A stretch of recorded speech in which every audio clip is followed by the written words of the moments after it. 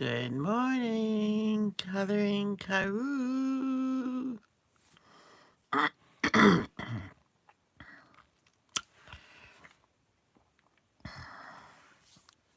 Something on the screen. I thought there was something on me. This is an adult coloring therapy channel not intended for kids under 13. But this is devotions. Everybody can stay.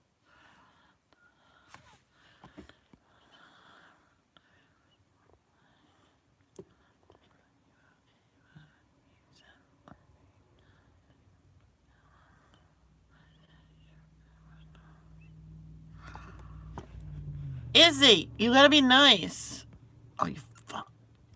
Bye, bye, bye, black sheep. Have you anyone? Who's first? Hey, Arnie. Hey, Stacy. Hey, Izzy. So, as you know, today we're starting off with two Jesus calling. So, I'm going to put those passages in here and then we'll get started.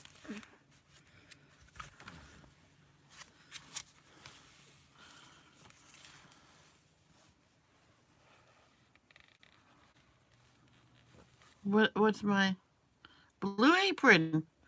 Thank you, Blue Apron, for the nice ad. That was my ad today. All right. What the heck? Come on, at P. There we go. How do you do it? Oh my gosh.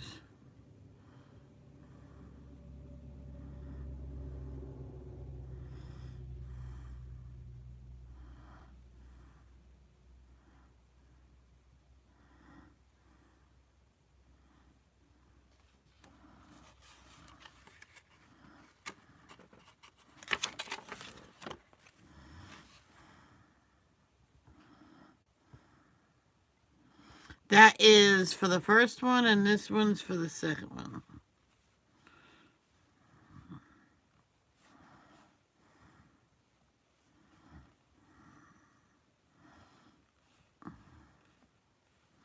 I accidentally pressed send. That's why it's up there separate.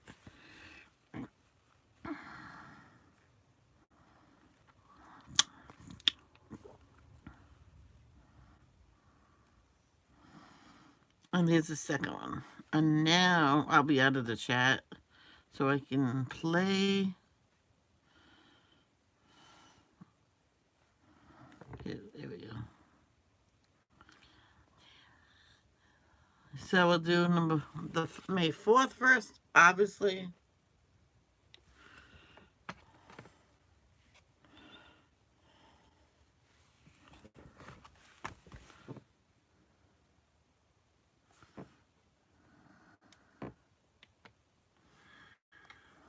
Today's devotion for May 4th, coming from Jesus Calling,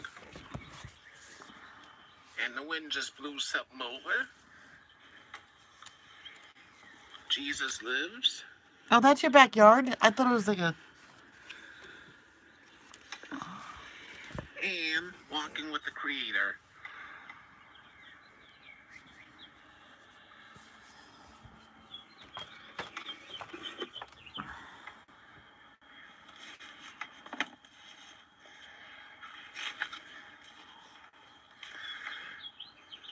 Meet me in morning stillness, while the earth is fresh with the dew of my presence. Worship me in the beauty of holiness. Sing love songs to my holy name. As you give yourself to me, my spirit swells within you till you are flooded with divine presence. The world's way of pursuing riches is grasping and hoarding. You attend my riches by letting go and giving. The more you give yourself to me in more ways, the more I fill you with inexpressible heavenly joy. Then Psalm 29, verse 2, 1 Peter 1, verse 8. Psalm 29, verse 2. Ascribe to the Lord the glory do his name. Worship the Lord in his splendor of his holiness. Noisy outside. 1 Peter 1, verse 8. Though you have not seen him, you love him. And even though you do not see him now, you believe in him and are filled with an inexpressible and glorious joy. And then we take a look at Psalm 29, titled Joplin. In my yard is a yellow tree so large that its branches reach to the edges of the yard. Its size is so great, I'm looking at his yard for a yellow tree. grown men grasping hands could not reach around the trunk of the tree. When there's a storm, that tree fills my thoughts and prayers because in a strong windstorm, the tree could easily become part of my living room decor. I thank God for each storm the tree makes it through. There's a part of me that wants to separate natural disasters from God, waiting only to assign them to the evil one, and thereby asking for God's rescue from them. That somehow destruction must not be of God, but of Satan. But in Psalm 29, I am reminded that God is the one in control. David begins to tell us to worship the Lord, to worship his glory and his name, to worship in his splendor of holiness. David then describes that God's glory thunders, that his voice is powerful and majestic. He then goes on to describe God through destruction. He breaks cedars and makes a city skip. His voice strikes lightning and shakes the desert. His voice twists oaks and strips forests bare. It is God who is in the storm. What we perceive as weather and Mother Nature is God. We cannot separate the actions of weather from God. And we must ascribe all of its power to God. As easy as it is to think that a branch can fall out of a tree and hit my house, and the phone just fell over. And there goes a can. Wow. It can fall out of the same tree and miss my house.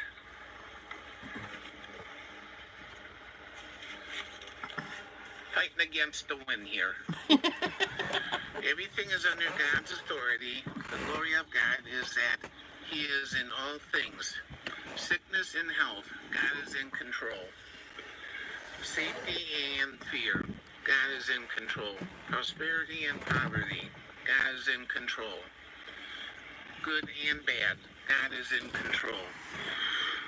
In all things, God is in control, and in all things, God gives strength to his people. It is the Lord that blesses his people with peace. Whenever disaster strikes, God is your security in a storm. God is there. He is involved in everything and looking for a closer relationship with you. Joplin, Missouri faced a devastating tornado. Their cedars were most certainly broken, their oaks stripped bare, and 1,000 questions must have gone up to God that day asking why. The storms of life can be filled with the wind, rain and thunder, or financial, medical or relational. God is in control, and he has reasons for it all. It is so through the storms we can gain a closer relationship with him and acknowledge of his power. Throughout the country, people have lost their homes to tornadoes They have lost their homes to bankruptcy, and they have lost their homes due to divorce. These are all storms of life, and God is in all of them. Praise His name. Praise Him that He is here so that in every situation we can turn to Him. Trust Him and know that He loves us so much that the eternal outcome of our life is His goal. And that eternity with Him will be the greatest blessing. Any storm faced here on earth that brings anyone closer to a relationship with the Father for eternity is a blessing. Praise His name.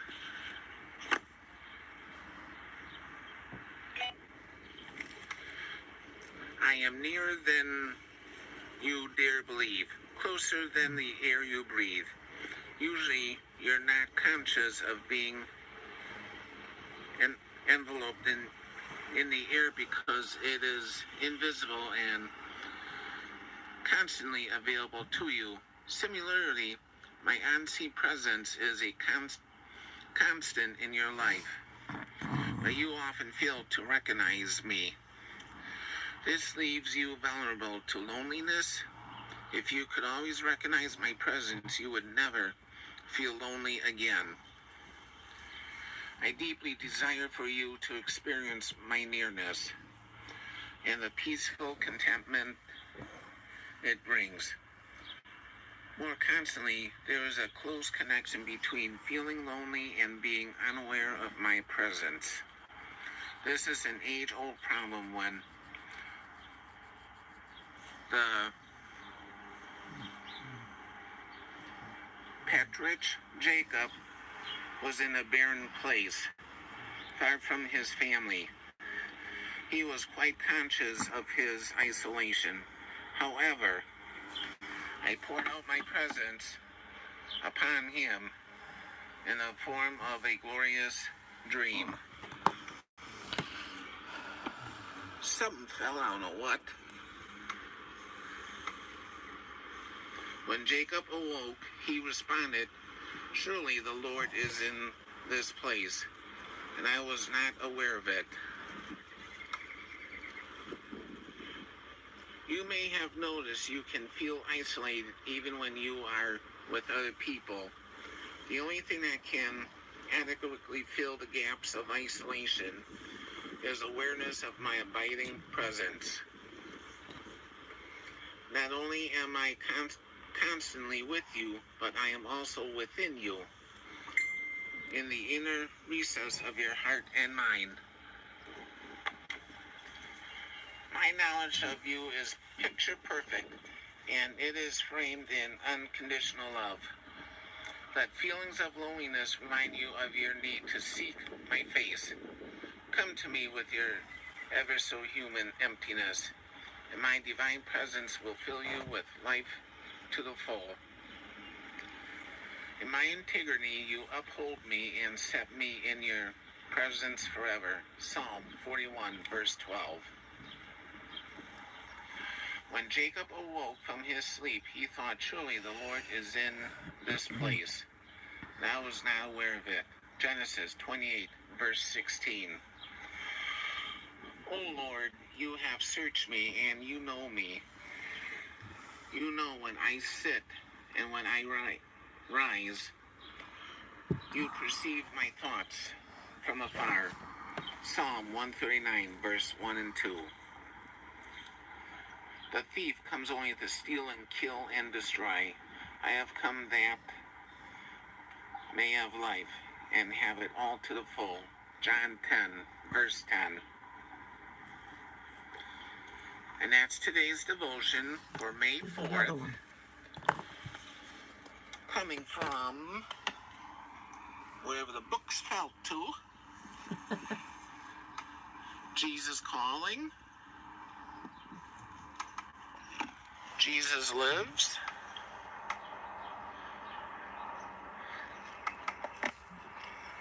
And Walking with the Creator. That's backwards. That's weird. You had it backwards. And that's today's devotion for May 4th. I wish this wind would calm down. Okay. Now May 5th.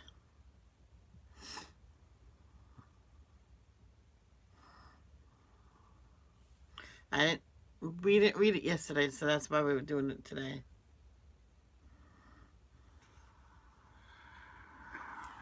Today's devotion for May 5th, coming from Jesus Calling.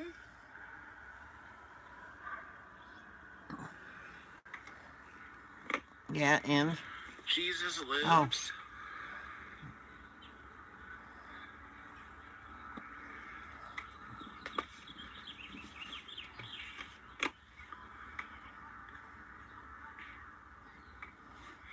And walking with the Creator. There you go. Sometimes you hold it backwards.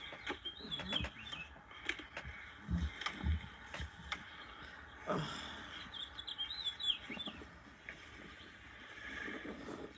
Come to me for all that you need. Come into my presence with thanksgiving. For thankfulness opens the door to my treasures. When you are thankful, you affirm the certain truth that I am good.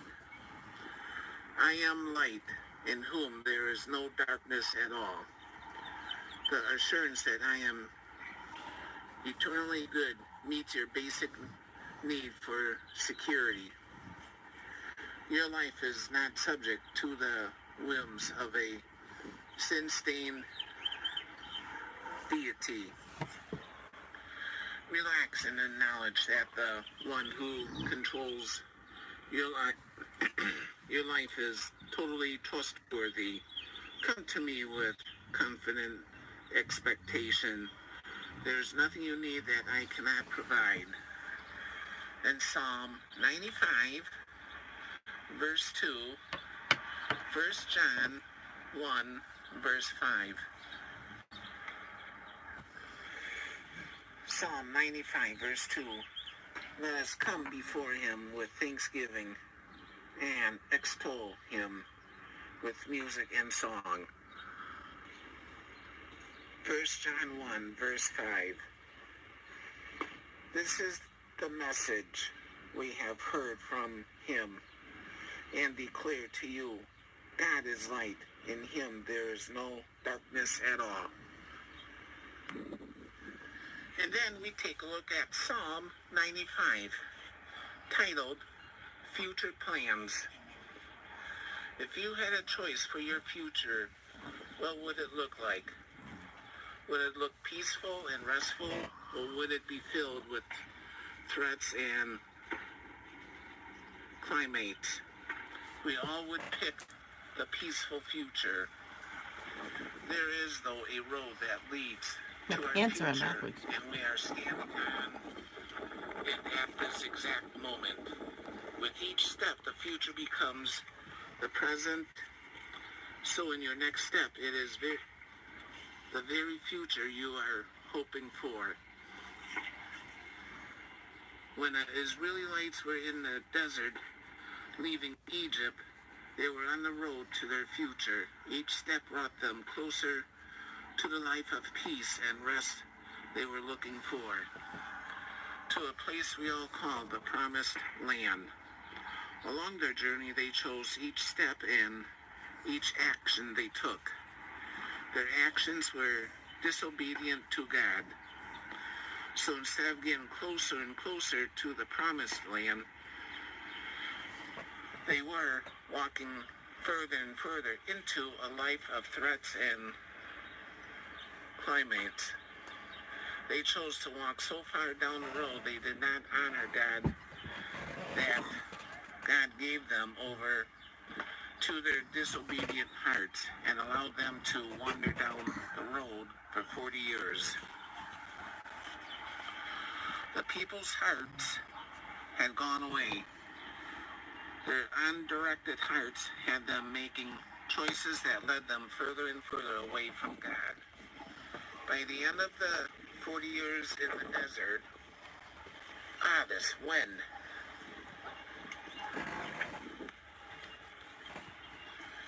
All who had chosen to disregard God ended up dying in the desert. They never saw the promised land. As yourself, how you can make sure that your future is filled with the peace and rest that God promises. The answer is in your next step. If you have ever walked over a babbling brook, you carefully place your foot on the next rock and then transfer your weight.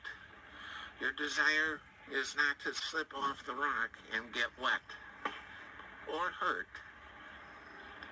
Fast, quick choices may have you choosing the wrong rock and finding that your footing is slippery and you fall off.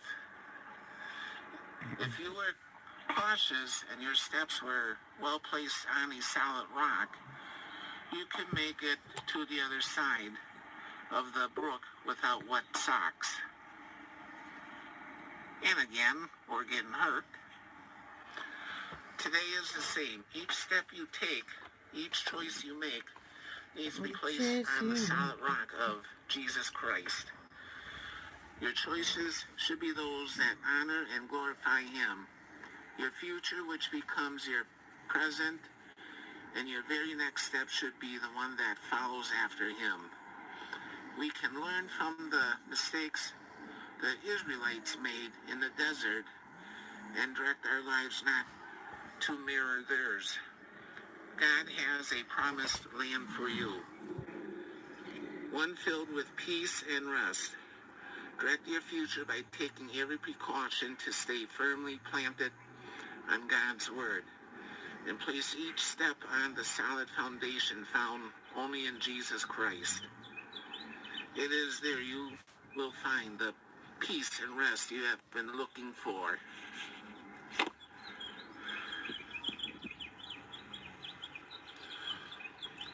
I long for you to trust me enough to be fully yourself with me.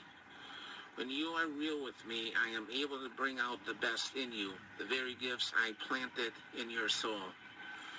Granted, being real with me can be quite painful because first you have to be real with yourself. When you're feeling bad about yourself, you would rather numb or ignore your feelings than bring them to me. But do not be afraid. I will give you the courage to face yourself honestly.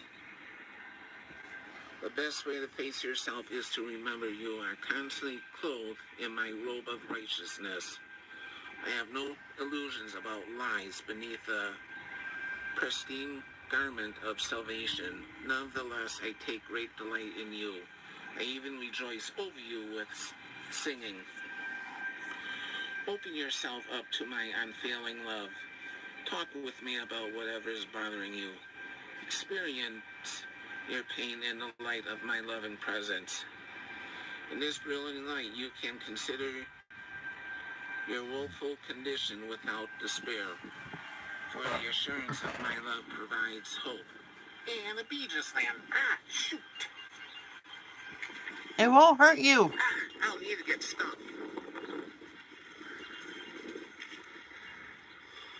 You'll also find that what you most fear to expose is not matched for the power of my radiant presence. Entrust yourself into my capable care, asking me to transform you according to my plans for you. Collaborate with me as I work on growing the gifts I seeded within your soul. Then, do not be afraid. You will not suffer shame. Do not fear disgrace. You will not be humiliated. You will forget the shame of your youth and remember no more the reproach of your widowhood. For your Maker is your husband, the Lord Almighty is His name. Isaiah 54, verse 4 and 5. I delight greatly in the Lord. My soul rejoices in my God, for he has clothed me with garments of salvation and arrayed me in a robe of righteousness. As a bridegroom adorn his head like a priest, and as a bride adorns herself with her jewels. Isaiah 61, verse 10. The Lord your God is with you. He is mighty to save. He will take great delight in you. He will quiet you with his love. He will rejoice over you with singing. Zephaniah 3, verse 17. But I trust in your unfailing love. My heart rejoices in your salvation. I will sing to the Lord, for he has been good to me. Psalm 13, verse 5 and 6. I guess that was it. Okay. So now we will read.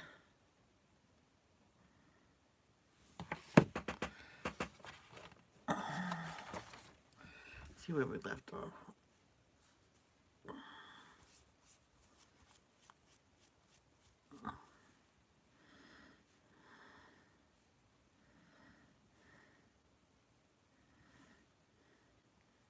I got another package, but my brother has to go get it.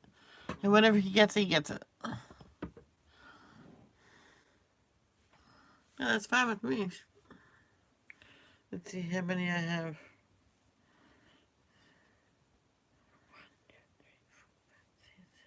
I have not, the heck.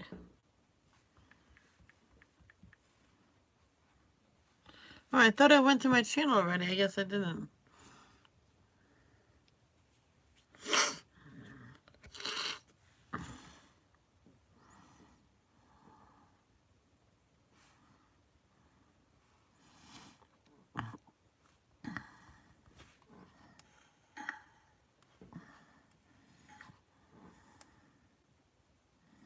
Okay, we're going to be reading 2 Samuel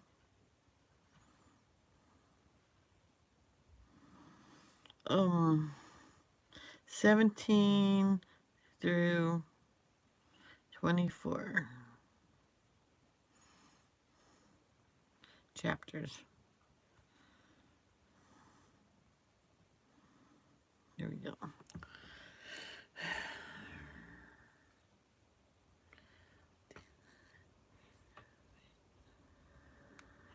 Ahithophel urged Absalom. Hold on.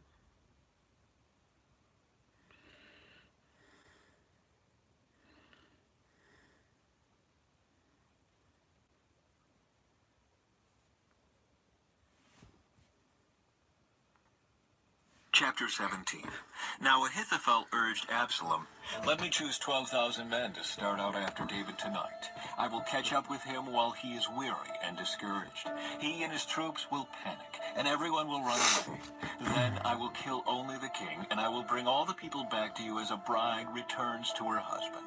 After all, it is only one man's life that you seek. Then you will be at peace with all the people." This plan seemed good to Absalom and to all the elders of Israel. Hushai counters Ahithophel's advice.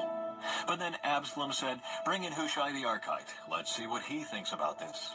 When Hushai arrived, Absalom told him what Ahithophel had said. Then he asked, "What is your opinion? Should we follow Ahithophel's advice? If not, what do you suggest?" "Well," Hushai replied to Absalom, "this time Ahithophel has made a mistake. You know your father and his men, they are mighty warriors. Right now, they are as enraged as a mother bear who has been robbed of her cubs. And remember that your father is an experienced man of war. He won't be spending the night among the troops. He is probably already hidden in some pit or cave. And when he comes out and attacks, and a few of your men fall, there will be panic among your troops, and the word will spread that Absalom's men are being slaughtered. Then even the bravest soldiers, though they have the heart of a lion, will be paralyzed with fear. For all Israel knows what a mighty warrior your father is, and how courageous his men are. I recommend that you mobilize the entire army of Israel, bringing them from as far away as Dan in the north and Beersheba in the south. That way you will have an army as numerous as the sand on the seashore. and I advise that you personally lead the troops. When we find David, we'll fall on him like dew that falls on the ground. Then neither he nor any of his men will be left alive. And if David were to escape into some town, you will have all Israel there at your command. Then we can take ropes and drag the walls of the town into the nearest valley until every stone is torn down." Then Absalom and all the men of Israel said, "Hushai's advice is better than Ahithophel's." For the Lord had determined to defeat the counsel of Ahithophel, which really was the better plan, so that he could bring disaster on Absalom. Hushai warns David to escape. Hushai told Zadok and Abiathar the priests what Ahithophel had said to Absalom and the elders of Israel, and what he himself had advised instead. "Quick," he told them, "find David and urge him not to stay at the shallows of the Jordan River tonight. He must go across at once into the wilderness beyond. Otherwise he will die and his entire army with him." Jonathan and Ahimaaz had been staying at Enrogel so as not to be seen entering and leaving the city. Arrangements had been made for a servant girl to bring them the message they were to take to King David. But a boy spotted them at Enrogel, and he told Absalom about it. So they quickly escaped to Bahurim, where a man hid them down inside a well in his courtyard. The man's wife put a cloth over the top of the well and scattered grain on it to dry in the sun, so no one suspected they were there. When Absalom's men arrived, they asked her, "Have you seen Ahimaaz and Jonathan?" The woman replied, "They were here, but they crossed over the brook." Absalom's men looked for them without success and returned to Jerusalem. Then the two men crawled out of the well and hurried on to King David. "Quick," they told him, "cross the Jordan tonight." And they told him how Ahithophel had advised that he be captured and killed. So David and all the people with him went across the Jordan River during the night, and they were all on the other bank before dawn. When Ahithophel realized that his advice had not been followed, he saddled his donkey, went to his hometown, set his affairs in order, and hanged himself. Oh. He died there and was buried in the family tomb. Oh, wow. David soon arrived at Mahanaim. By now, Absalom had mobilized the entire army of Israel and was leading his troops across the Jordan River. Absalom had appointed Amasa as commander of his army, replacing Joab, who had been commander under David. Amasa was Joab's cousin. His father was Jether, an Ishmaelite. His mother, Abigail, daughter of Nahash, was the sister of Joab's mother, Zeruiah. Absalom and the Israelite army set up camp in the land of Gilead. When David arrived at Mahanaim, he was warmly greeted there by you go. Shimei, son of Nahash, Good for king you, from Izzy. Rabbah of the Ammonites, and by Makir, son of Amiel from Lodibar, and by Barzillai of Gilead from Rogelim. They brought sleeping mats, cooking pots, serving bowls, wheat and barley, flour and roasted grain, beans, lentils, honey, butter, sheep, goats, and cheese for David and those who were with him. For they said, "You must all be very hungry and tired and thirsty after your long march through the wilderness."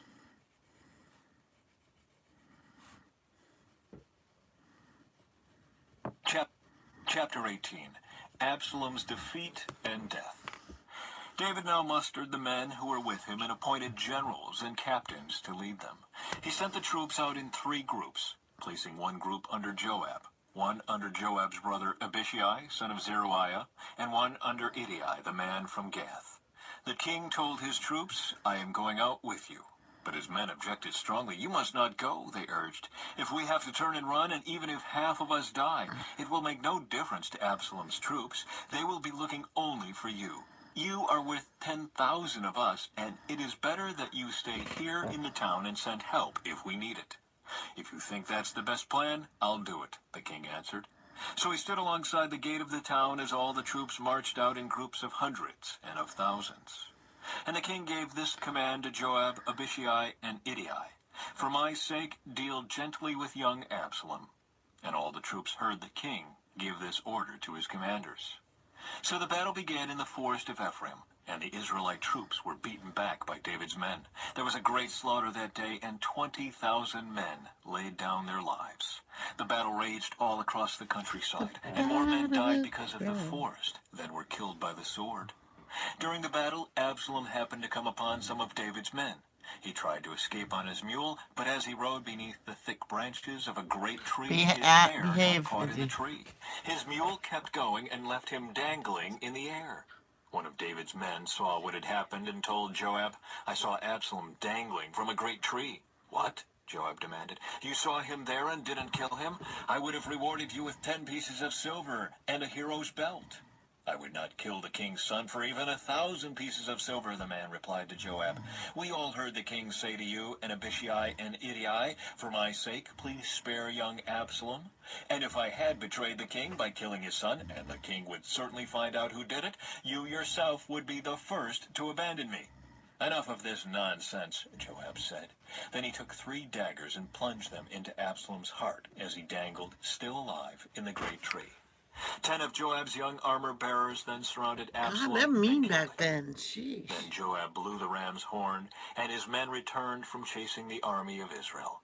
They threw Absalom's body into a deep pit in the forest and piled a great heap of stones over it, and all Israel fled to their homes. During his lifetime, Absalom had built a monument to himself in the king's valley, for he said, I have no son to carry on my name. He named the monument after himself, and it is known as Absalom's monument to this day. David mourns Absalom's death. Then Zadok's son Ahimaaz said, Let me run to the king with the good news that the Lord has rescued him from his enemies. Rescue No, me. Joab told him. Take It wouldn't be me good news near. to the king that his son is dead.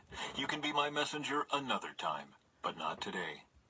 Then Joab said to a man from Ethiopia, Go tell the king what you have seen. The man bowed and ran off. But Ahimaaz continued to plead with Joab. Whatever happens, please let me go too. Why should you go, my son? Joab replied. There will be no reward for your news. Yes, but let me go anyway, he begged. Joab finally said, All right, go ahead.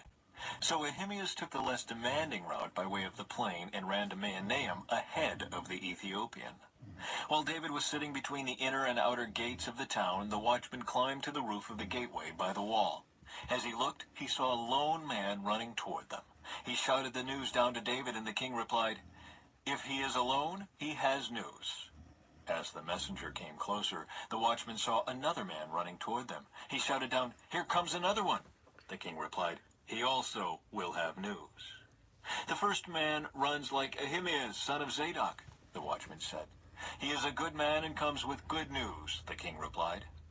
Then Ahimaaz cried out to the king, Everything is all right. He bowed before the king with his face to the ground and said, Praise to the Lord your God, who has handed over the rebels who dared to stand against my lord the king. What about young Absalom? The king demanded. Is he all right? Ahimaaz replied, When Joab told me to come, there was a lot of commotion, but I didn't know what was happening. Wait here, the king told him. So Ahimaaz stepped aside. Then the man from Ethiopia arrived and said, I have good news for my lord the king. Today the Lord has rescued you from all those who rebelled against you. What about young Absalom? The king demanded. Is he all right? And the Ethiopian replied, May all of your enemies, my lord the king, both now and in the future, share the fate of that young man. The king was overcome with emotion. He went up to the room over the gateway and burst into tears. And as he went, he cried, Oh, my son Absalom, my son Absalom, if only I had died instead of you. Oh, Absalom, my son, my son. That's sad.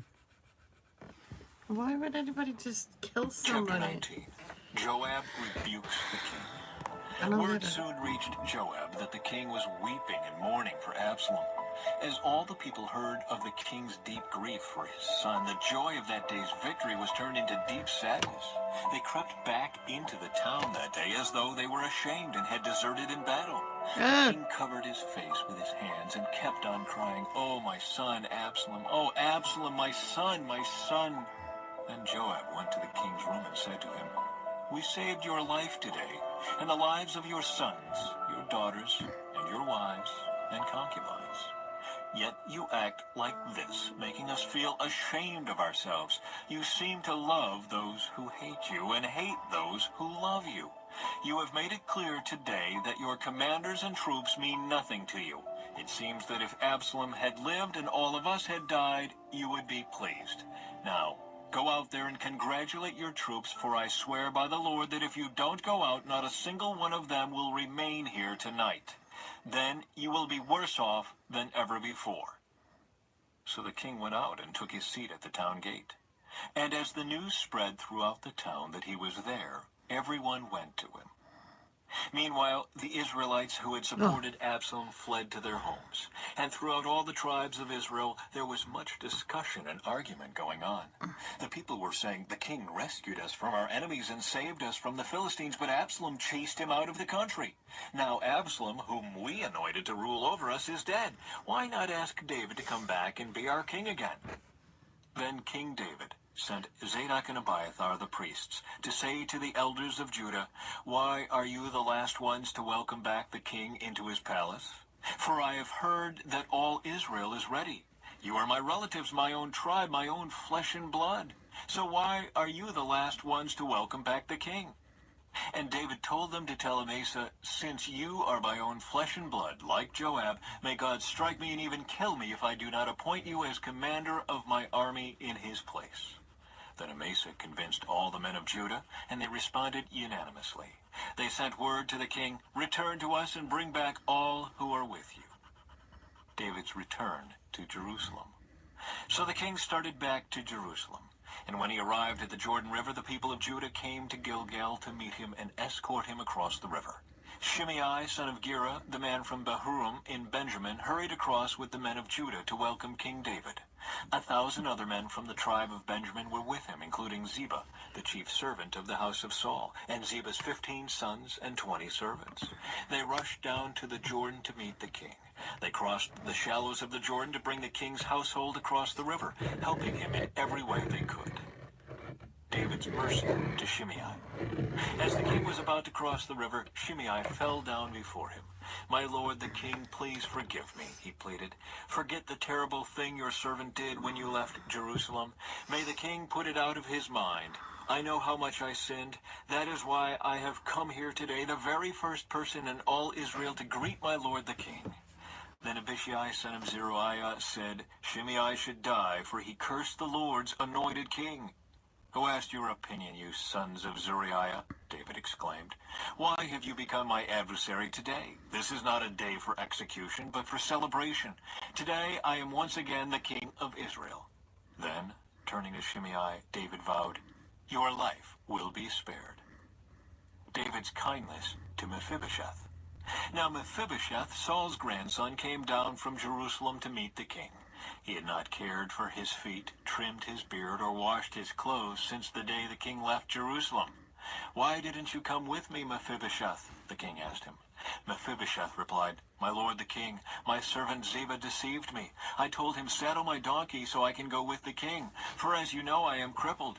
Ziba has slandered me by saying that I refuse to come.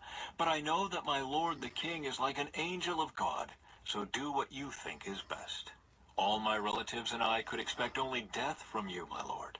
But instead you have honored me by allowing me to eat at your own table. What more can I ask?" "You said enough," David replied.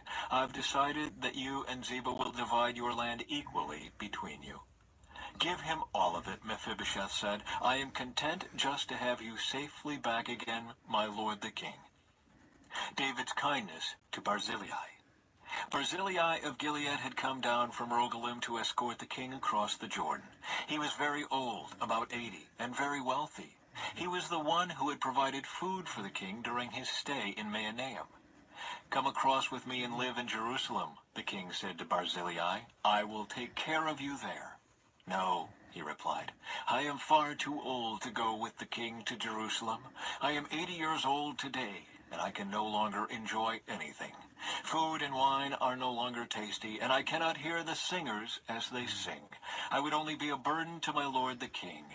Just to go across the Jordan River with the king is all the honor I need. Then let me return again to die in my own town, where my father and mother are buried. But here is your servant, my son Kimham. Let him go with my lord the king and receive whatever you want to give him." "Good," the king agreed. "Kimham will go with me, and I will help him in any way you would like, and I will do for you anything you want."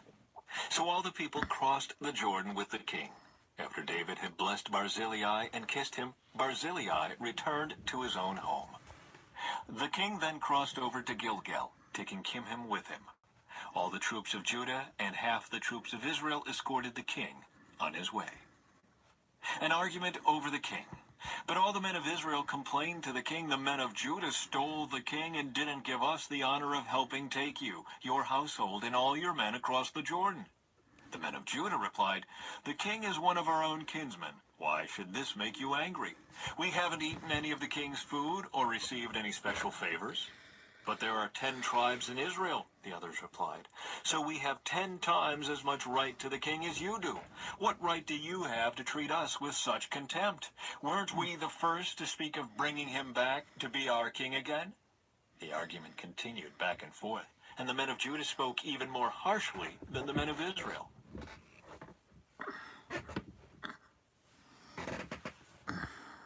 Chapter 20.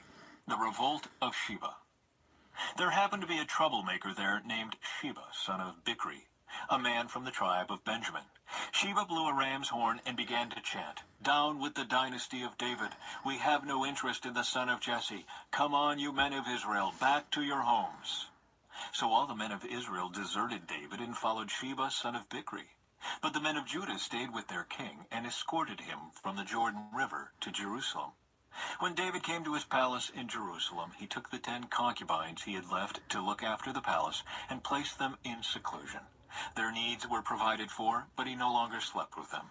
So each of them lived like a widow until she died. Then the king told Amasa, "Mobilize the army of Judah within 3 days and report back at that time." So Amasa went out to notify Judah. It took him longer than the time he had been given. Then David said to Abishai, "Sheba, son of Bichri, is going to hurt us more than Absalom did.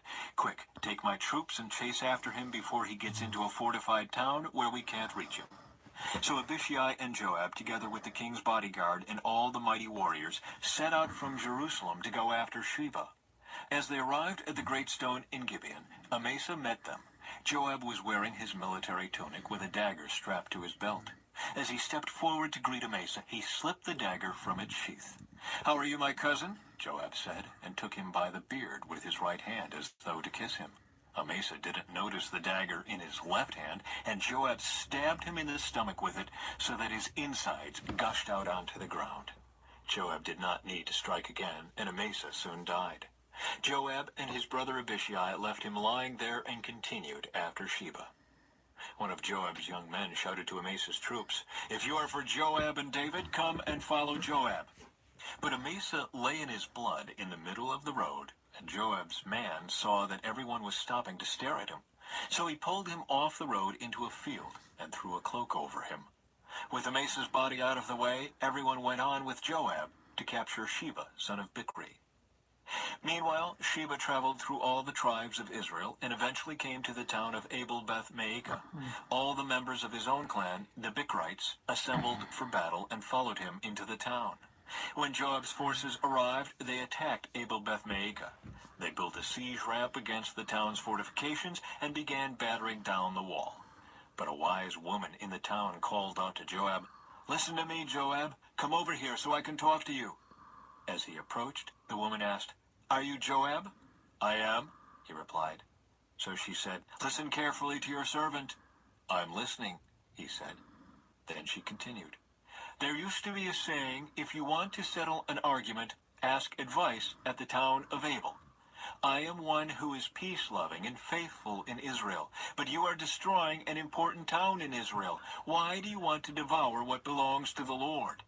And Joab replied, "Believe me, I don't want to devour or destroy your town. That's not my purpose. All I want is a man named Sheba, son of Bichri, from the hill country of Ephraim, who has revolted against King David. If you hand over this one man to me, I will leave the town in peace." "All right," the woman replied. "We will throw his head over the wall to you."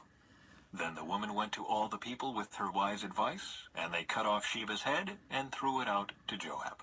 So he blew the ram's horn and called his troops back from the attack. They all returned to their homes, and Joab returned to the king at Jerusalem. Now Joab was the commander of the army of Israel. Benaiah, son of Jehoiada, was captain of the king's bodyguard. Adoniram was in charge of the labor force. Jehoshaphat, son of Ahilud, was the royal historian. Sheva was the court secretary. Zadok and Abiathar were the priests. And Ira, a descendant of Jair, was David's personal priest. Chapter 21. David avenges the Gibeonites. There was a famine during David's reign that lasted for 3 years. So David asked the Lord about it. And the Lord said, "The famine has come because Saul and his family are guilty of murdering the Gibeonites." So the king summoned the Gibeonites. They were not part of Israel, but were all that was left of the nation of the Amorites. The people of Israel had sworn not to kill them, but Saul, in his zeal for Israel and Judah, had tried to wipe them out. David asked them, "What can I do for you? How can I make amends so that you will bless the Lord's people again?" "Well, money can't settle this matter between us and the family of Saul," the Gibeonites replied. "Neither can we demand the life of anyone in Israel." "What Wake up! can I do then?" David asked. "Just tell me, and I will do it for you." Then they replied, "It was Saul who planned to destroy us, to keep us from having any place at all in the territory of Israel. So let 7 of Saul's sons be handed over to us, and we will execute them before the Lord at Gibeon on the mountain of the Lord." "All right," the king said, "I will do it." The king spared Jonathan's son Mephibosheth, who was Saul's grandson, because of the oath David and Jonathan had sworn before the Lord. But he gave them Saul's 2 sons, Armoni and Mephibosheth, whose mother was Rizpah, daughter of Aiah. He also gave them the 5 sons of Saul's daughter Merab, the wife of Adriel, son of Barzillai, from Mahola. The men of Gibeon executed them on the mountain before the Lord. So all 7 of them died together at the beginning of the barley harvest.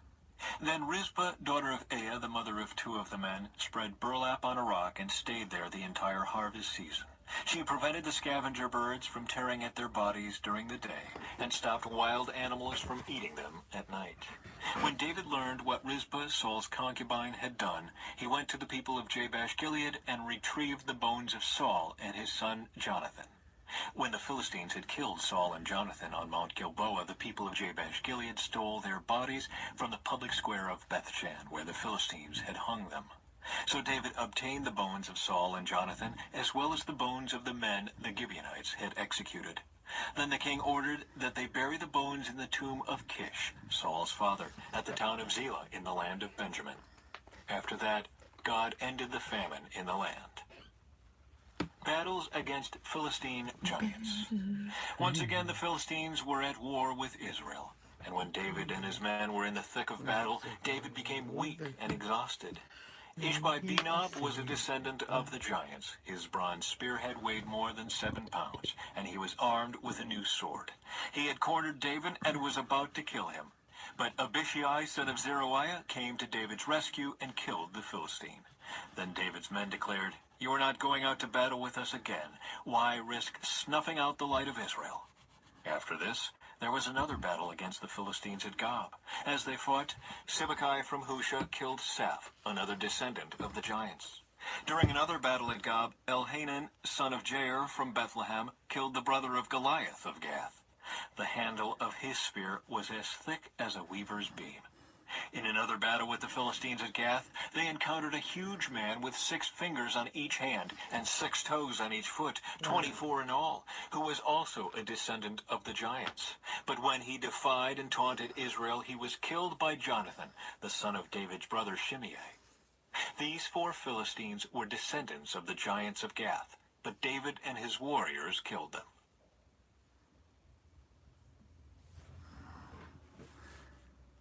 Chapter 22. David's Song of Praise. David sang this song to the Lord on the day the Lord rescued him from all his enemies and from Saul. He sang, "The Lord is my rock, my fortress, and my Savior. My God is my rock in whom I find protection. He is my shield, the power that saves me, and my place of safety. He is my refuge, my Savior, the one who saves me from violence. I called on the Lord who is worthy of praise, and he saved me from my enemies. The waves of death overwhelmed me. Floods of destruction swept over me. The grave wrapped its ropes around me. Death laid a trap in my path. But in my distress I cried out to the Lord. Yes, I cried to my God for help. He heard me from his sanctuary. My cry reached his ears. Then the earth quaked and trembled. The foundations of the heavens shook. They quaked because of his anger. Smoke poured from his nostrils, fierce flames leaped from his mouth, glowing coals blazed forth from him. He opened the heavens and came down. Dark storm clouds were beneath his feet. Mounted on a mighty angelic being, he flew, soaring on the wings of the wind. He shrouded himself in darkness, veiling his approach with dense rain clouds. A great brightness shone around him, and burning coals blazed forth. The Lord thundered from heaven, the voice of the Most High resounded. He shot arrows and scattered his enemies. His lightning flashed, and they were confused. Then, at the command of the Lord, at the blast of his breath, the bottom of the sea could be seen, and the foundations of the earth were laid bare. He reached down from heaven and rescued me. He drew me out of deep waters. He rescued me from my powerful enemies, from those who hated me and were too strong for me. They attacked me at a moment when I was in distress, but the Lord supported me. He led me to a place of safety. He rescued me because he delights in me. The Lord rewarded me for doing right. He restored me because of my innocence. For I have kept the ways of the Lord. I have not turned from my God to follow evil. I have followed all his regulations. I have never abandoned his decrees. I am blameless before God. I have kept myself from sin. The Lord rewarded me for doing right. He has seen my innocence. To the faithful, you show yourself faithful. To those with integrity, you show integrity. To the pure, you show yourself pure. But to the wicked, you show yourself hostile. You rescue the humble, but your eyes watch the proud and humiliate them. O Lord, you are my lamp. The Lord lights up my darkness. In your strength, I can crush an army. With my God, I can scale any wall.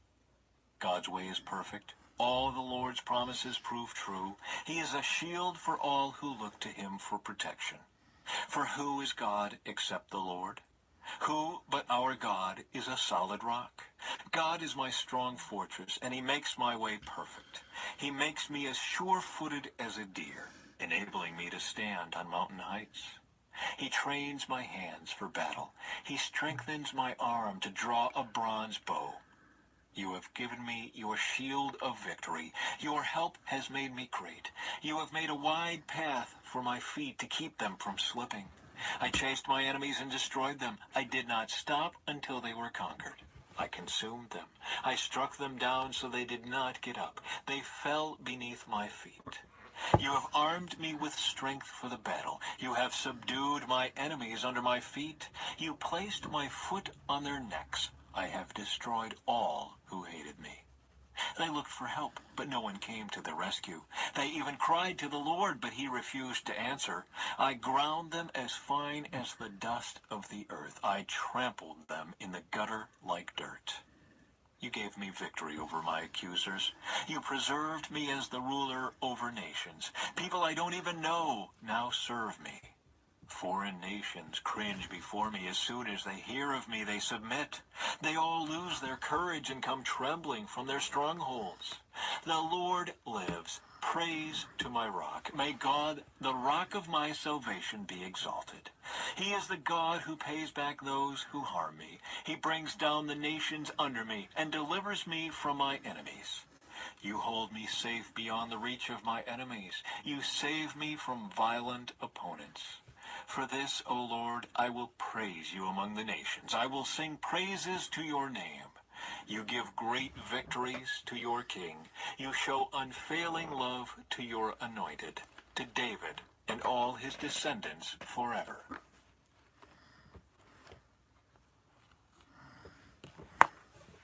Chapter 23. Oh, good. One more David's after this. last words. These are the last words of David. David, the son of Jesse, speaks. David, the man who was raised up so high. David, the man anointed by the God of Jacob. David, the sweet psalmist of Israel. The Spirit of the Lord speaks through me. His words are upon my tongue. The God of Israel spoke. The Rock of Israel said to me, the one who rules righteously, who rules in the fear of God, is like the light of morning at sunrise, like a morning without clouds, like the gleaming of the sun on new grass after rain. Is it not my family God has chosen? Yes, he has made an everlasting covenant with me. His agreement is arranged and guaranteed in every detail. He will ensure my safety and success. But the godless are like thorns to be thrown away, for they tear the hand that touches them. One must use iron tools to chop them down. They will be totally consumed by fire. David's mightiest warriors.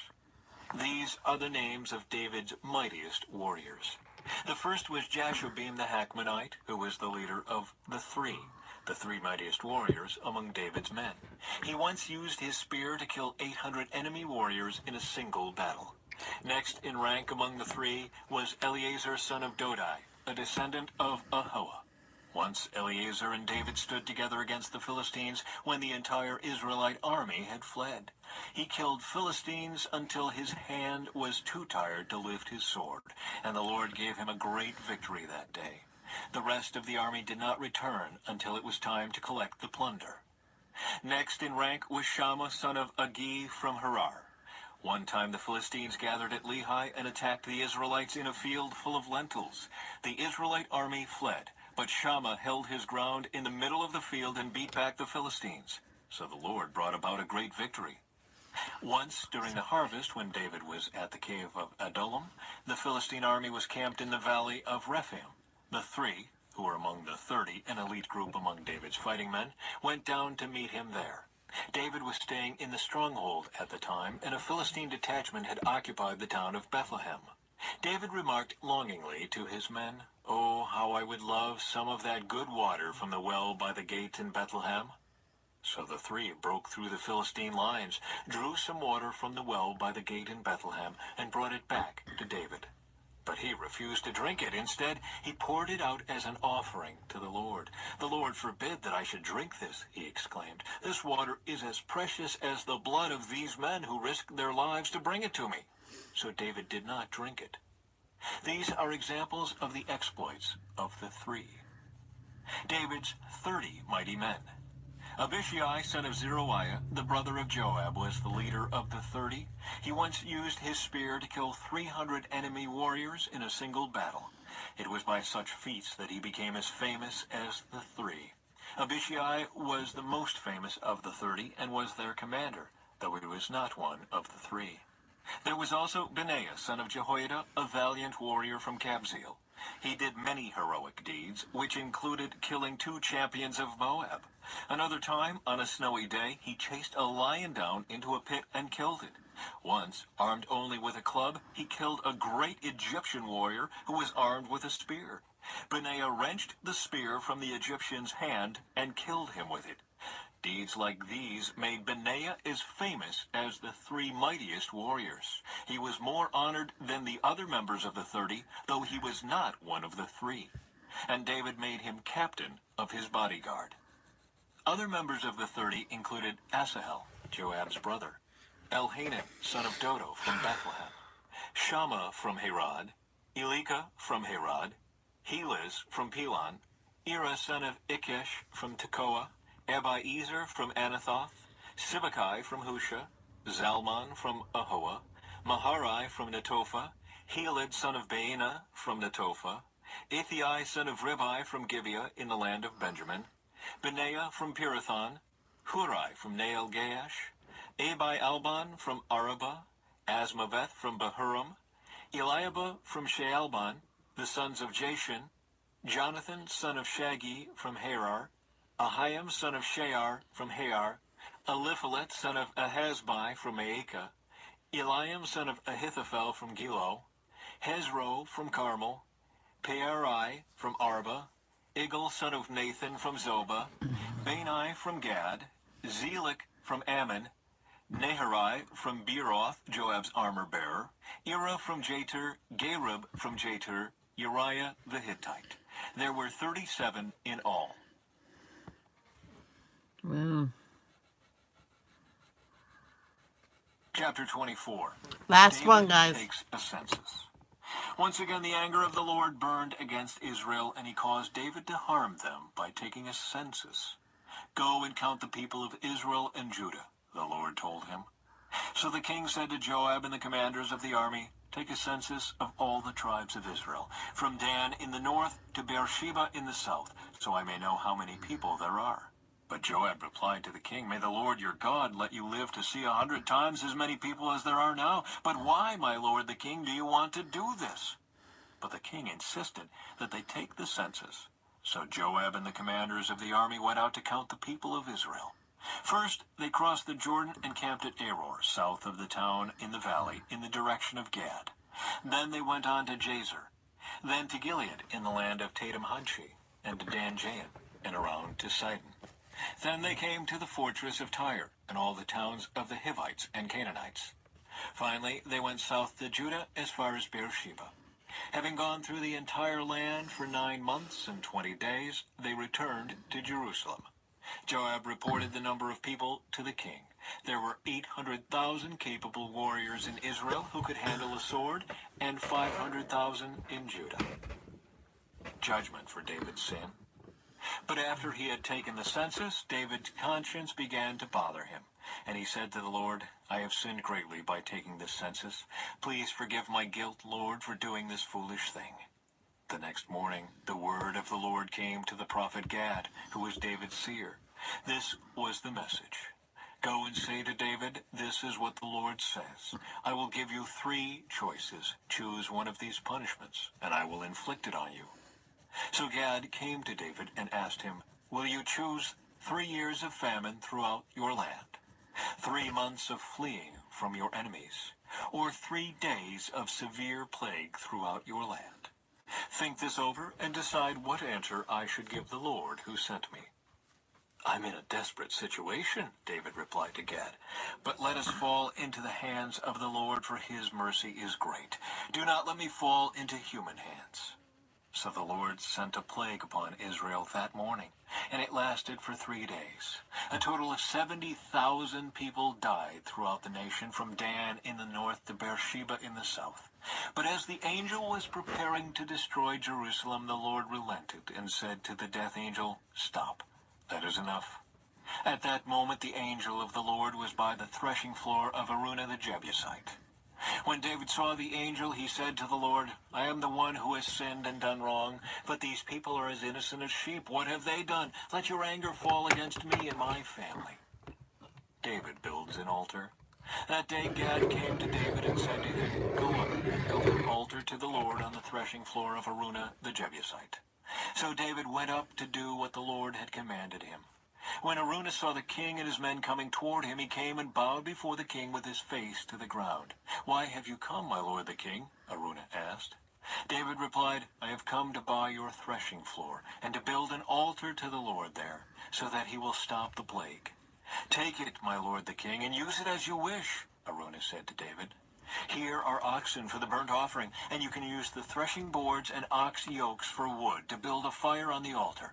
I will give it all to you, your majesty, and may the Lord your God accept your sacrifice." But the king replied to Araunah, "No, I insist on buying it, for I will not present burnt offerings to the Lord my God that have cost me nothing." So David paid him 50 pieces of silver for the threshing floor and the oxen. David built an altar there to the Lord and sacrificed burnt offerings and peace offerings. And the Lord answered his prayer for the land, and the plague on Israel was stopped. And that is it. And I will be on later on today. It could be at 9. It could be at 12. Who knows? So we don't know what day will bring us. So love, don't judge.